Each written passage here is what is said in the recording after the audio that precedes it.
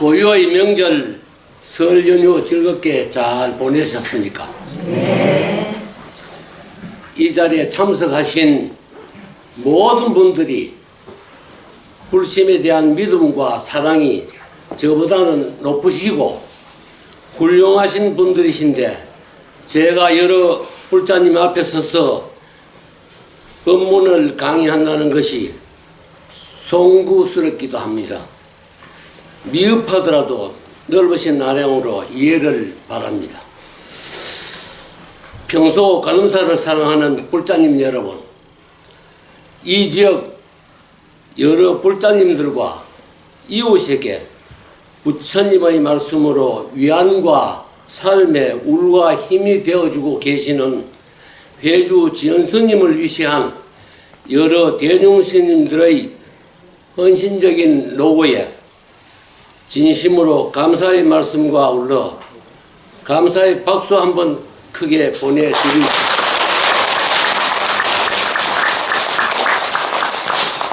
감사합니다. 한정된 시간 내에 마치기 위해 리포트식으로 준비를 하였습니다. 불교의 성립과 부파 불교의 성격 및 소승불교와 대승불교 성립과 발전, 인도 불교의 쇠퇴와 중국으로의 전파 및 중국 불교의 확립, 또한 한국과 일본으로의 전파 등등의 전문적인 법문의 말씀은 훌륭하신 회주 지연스님을 위시한 여러 대중 스님들에게 평소 많이 경청하셨고 앞으로 말씀드릴 기회가 많을 것으로 생각하여 저는 사업과 사회생활 속에서 생활 법문이 어느 정도 포함되어 있어 저 나름대로 가지고 있는 삶의 철학과 풍요롭게 잘 살기 위해서는 열정적으로 남들보다 부지런하고 일을 많이 해야 좀 더 잘 살 수 있다는 사고와 제가 사업을 하면서 느낀 경험담 등으로 여러 불자님들이 조금이나마 도움이 될 말씀을 드려볼까 합니다.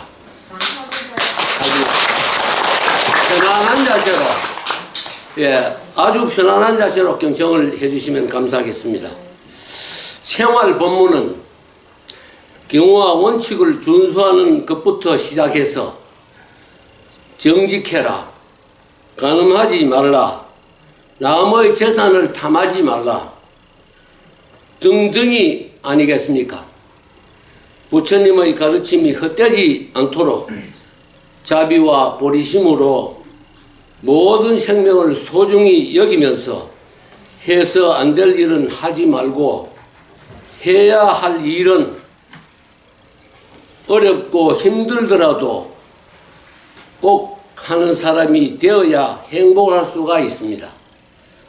옛말에 의식이 풍족해야 염치를 알고 창고가 가득 차야 예의가 일어난다는 말이 있듯이 의식주가 그토록 어려워 염치와 예의도 배가 불러야 찾는다는 뜻입니다.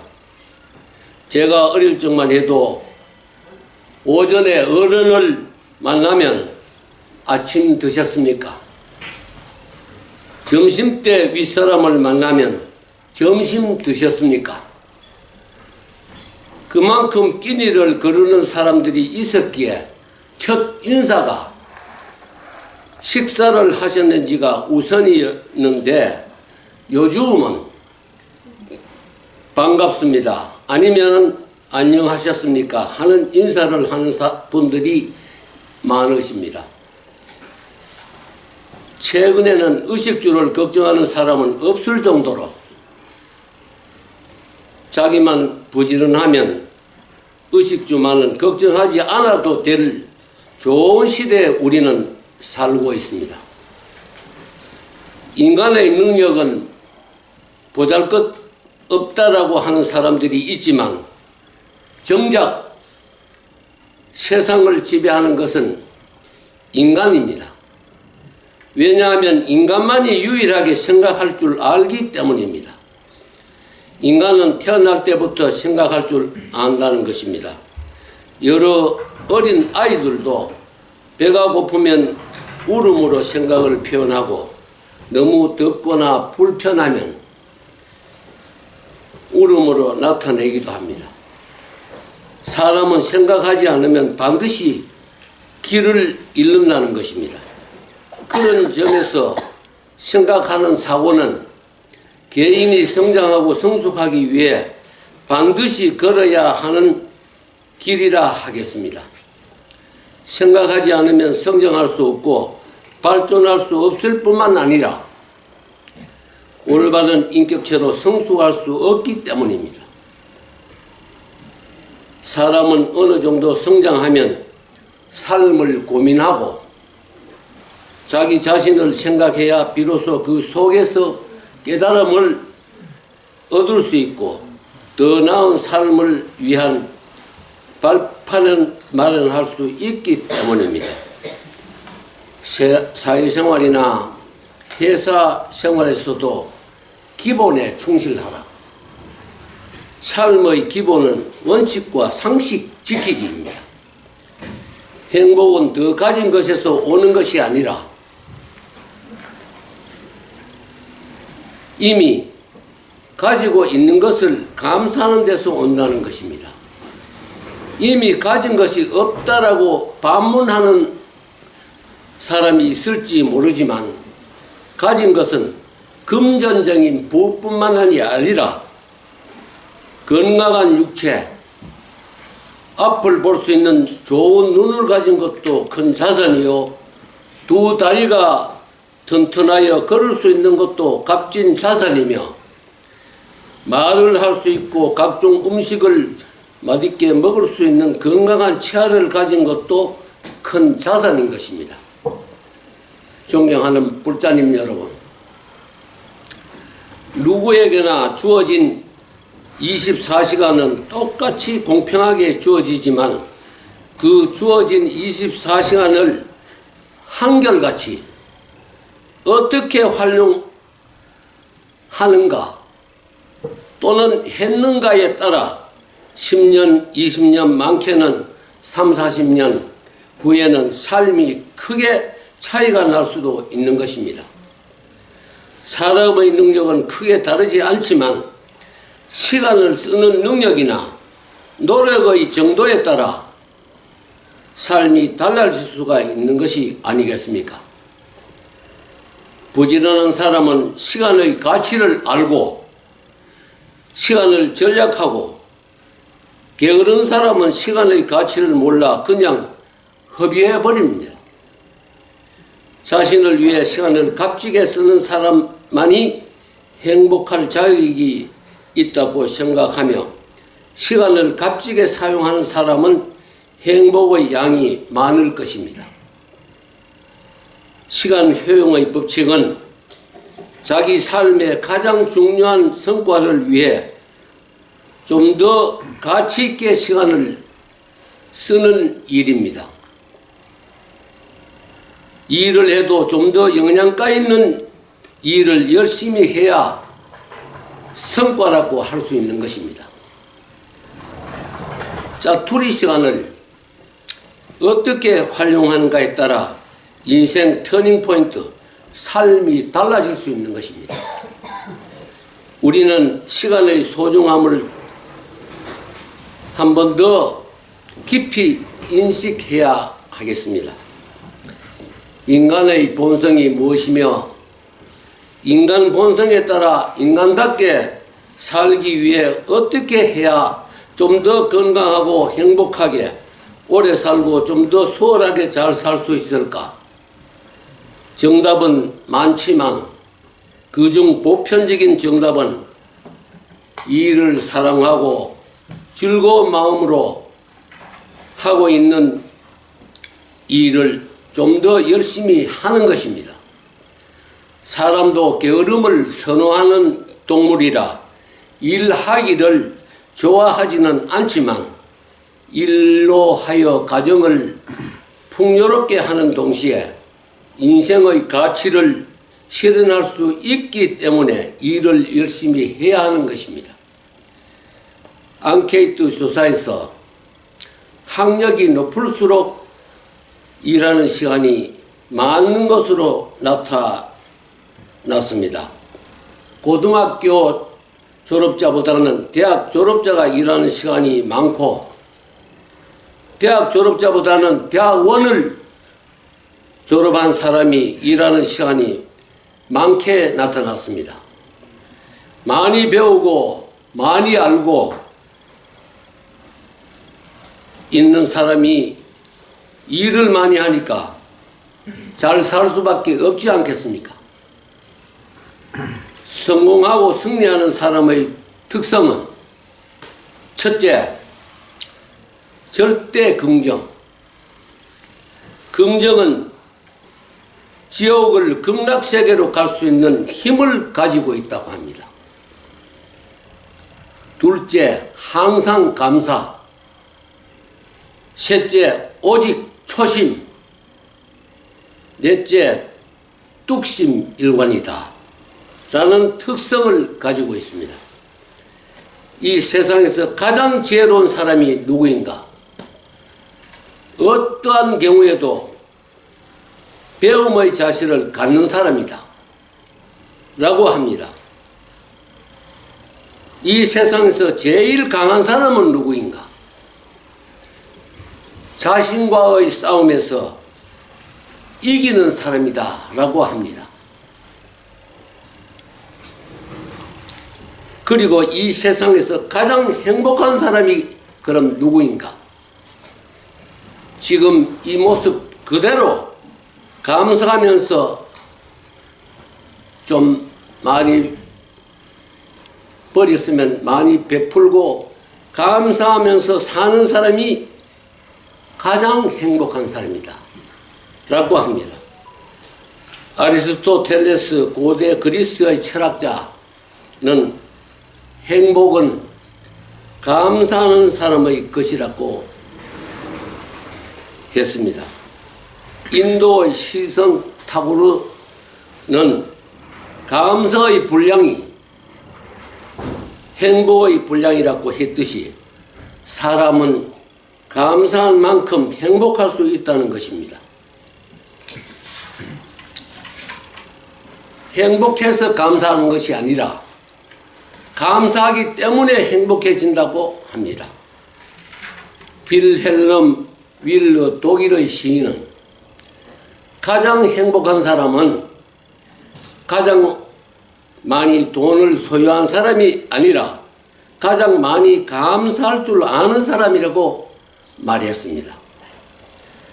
결국 행복한 소유에 정비례하기보다는 감사에 정비례한다는 것입니다. 아무리 지식과 권세와 부를 많이 쌓아 올렸다고 해도 감사와 사랑이 없으면 진정 풍요로운 삶을 누릴 수 없다고 합니다. 사랑과 감사가 없는 마음은 지옥과 같고 감사가 없는 가정의 메마른 광야와 같다고 합니다. 감사는 행복의 원료이며 풍요로운 삶의 재료라고 합니다. 감사는 인생을 성공적으로 이끄는 에너지이다 라고 합니다. 인생은 미래에 무슨 일이 생길까에 대해 의미 없는 상상과 걱정을 하지 않으면 근심이 사라지고 과거에 이미 일어난 일에 연연해 하지 않으면 후회도 사라진다고 합니다. 그러니 근심과 후회 없이 지금을 즐기면서 살아라 라고 전문가들은 말하고 있습니다. 어제와 내일에 대한 생각에 사로잡히지 않으면 몸과 마음이 모두 편안해진다고 하고 있습니다. 밥 먹을 때는 식사에만 집중하고 놀 때는 노는 일에 흠뻑 빠져라고 합니다. 이렇게 1분 1초를 알차고 활기차게 보내면 자연스럽게 삶의 기쁨을 누릴 수 있다는 것입니다.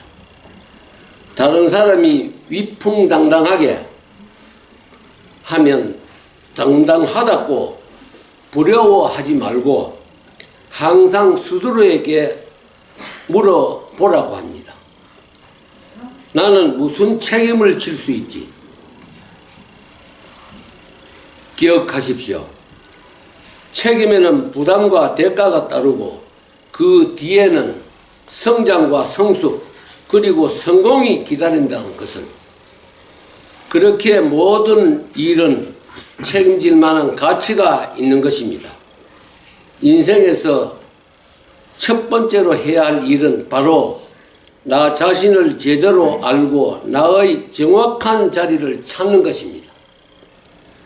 분수에 맞게 살아야 된다는 뜻입니다.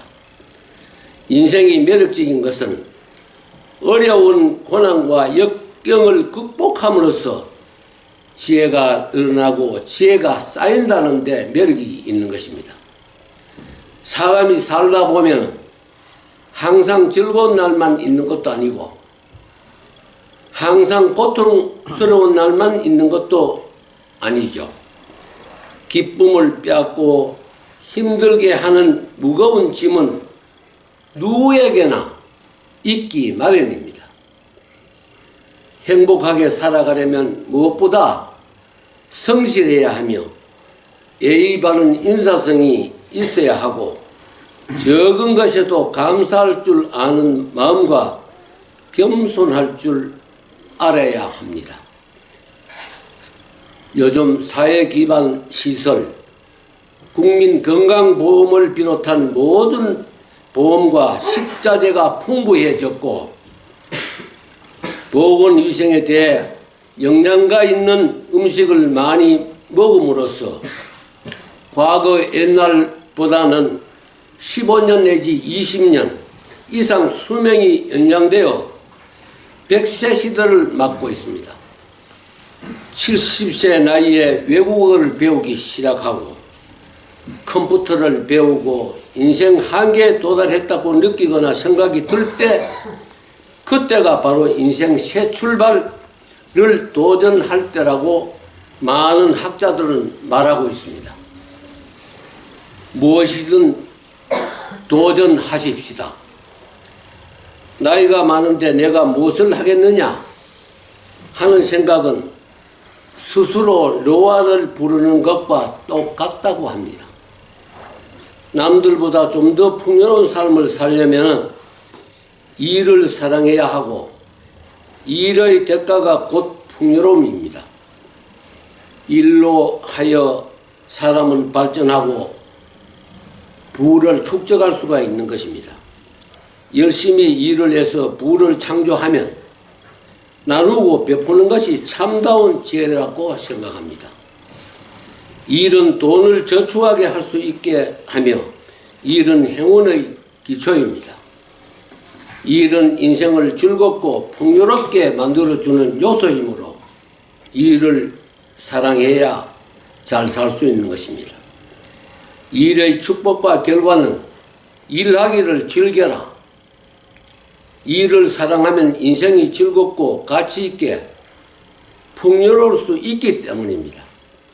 번영과 부를 얻을 수 있는 방법은 노력, 일밖에 없습니다.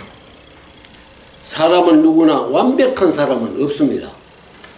오직 자신의 부족함을 잘 아는 사람과 잘 모르는 사람만이 있을 뿐입니다. 우리의 가장 큰 스승은 사람들과의 관계 속에서 얻는 배움입니다. 하버드대 출신이 쓴 인생을 어떻게 살 것인가 라는 책에서 성공하고 싶으면 배움을 즐겨라 하는 글귀와 늦었다고 생각할 때가 가장 빠를 때이다 라는 하버드대 독서실의 30가지 명언 중에서 제 입장에 와 닿는 몇 구절을 읽어보면 지금은 잠을 자면 꿈을 꾸지만 공부를 하면 꿈을 이룰 수 있다 라는 대목과 배움의 고통은 잠깐이지만 배우지 못한 고통은 평생이다 라는 글을 읽고 전문대 2년을 졸업한 저로서는 같은 해에 용기를 내어 동아대 정치외교학과 3학년 편입시험과 해양대학교 경제학과 3학년 편입시험을 치루어 두 군데 다 합격하였으나 저는 사업을 하고 있는 중소기업 CEO이지만 정치를 하고 싶은 욕망이 있었으나 가족이 극구 반대하여 정치학과를 포기하고 해양대 경제학과 3학년에 편입하여 늦게나마 제가 그토록 동경했던 학사 학위를 받고 보니 공부만이 감사합니다.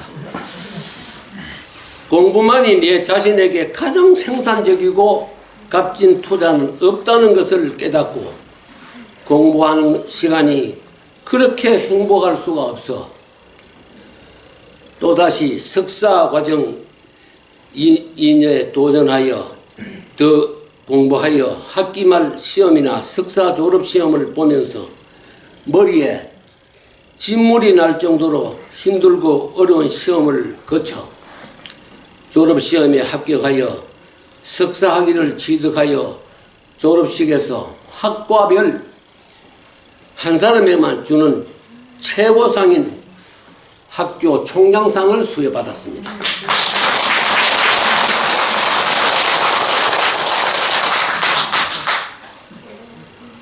졸업 후 늦게나마 포기하지 않고 못한 공부 그렇게 동경했던 학사 학위와 석사 학위를 취득하고 나니 사회생활에서 보이지 않는 자신감을 얻게 되었습니다. 행복하면서도 힘들었던 4년이 후딱 지나가 짧게만 느껴졌습니다. 누구나 어떤 일이든 시작은 망설여지지만 세상은 용기 있는 사람의 손을 들어준다는 것에 주목해야 합니다. 도전은 아름다운 것이며 도전은 새로운 것을 창조하고 혁신하는 기본적인 발판이라고 저는 생각합니다. 사업과 사회생활의 높고 넓은 고차원적 인간관계 공부는 끝이 없다는 걸 느끼고 있으며 학교에서 배울 수 없는 인생 선배들로부터 인생 공부 보고 듣고 많이 배우고 있습니다. 배우면은 학교에서 배운 공부뿐만 아니라 인생 공부 역시 끝이 없다는 것을 느끼면서 좀 더 낮은 자세로 겸손한 삶을 살기 위해 노력하며 지금도 인생 공부 열심히 하고 있는 중입니다. 사람은 타고난 재능이 아닌 노력과 열정을 통해서만 빛날 수 있다는 사실을 천재들이 모인 명문대 학생들도 여러 선배님들의 경험을 통해 많이 배우고 있다고 합니다. 행복한 미래를 준비할 수 있는 유일한 방법은 현재에 충실하며 하고 있는 일에 더 한층 열심히 노력하는 것입니다. 행복의 유형은 많지만 해서 안 될 일은 하지 말아야 하며 해야 할 일은 힘들고 어렵더라도 꼭 해야 행복할 수가 있는 것입니다. 행복은 내가 안정감을 가질 때와 사랑하는 사람과의 관계가 돈독할 때, 직장에서나 가정에 평온할 때가 가장 행복한 것입니다. 다음 또 한 가지는 내가 남을 위해 좋은 일을 하고 많은 사람들로부터 칭찬을 받을 때가 행복하다고 합니다. 가능한 신용카드 사용을 줄이고 소유하고 있는 돈으로 꼭 살 것은 사고 지출을 억제해야 저축이 늘어나므로 행복감은 많아지고 물질적 부를 지니는 즐거움과 물질적 부를 누리는 즐거움, 또한 여유 있는 즐거움과 비난받을 일이 없는 즐거움으로 행복의 양이 많아질 수 있는 것입니다. 사람은 누구나 황금기 같은 좋은 시절을 다 보낸 후에야 좀 더 보람있게 살지 못함을 후회하는 사람들이 많습니다. 인생이 이토록 짧을 줄 알았다면 걱정만 하고 살지 않았을 것을. 예민하고 자존심 강한 사람일수록 걱정들이 많다고 합니다. 사람들은 행복하기 위해 최선을 다하는데 왜 나는 여전히 불행할까 하는 사람들이 많습니다.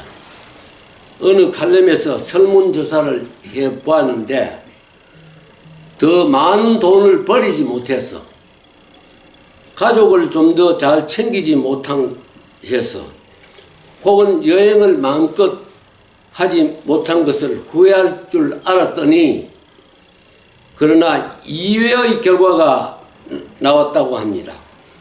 사람들이 가장 후회한 일은 너무 걱정만 하며 살았다는 것입니다. 실제로 우리의 걱정 중 96%는 쓸데없는 걱정이라는 연구 결과가 나왔습니다.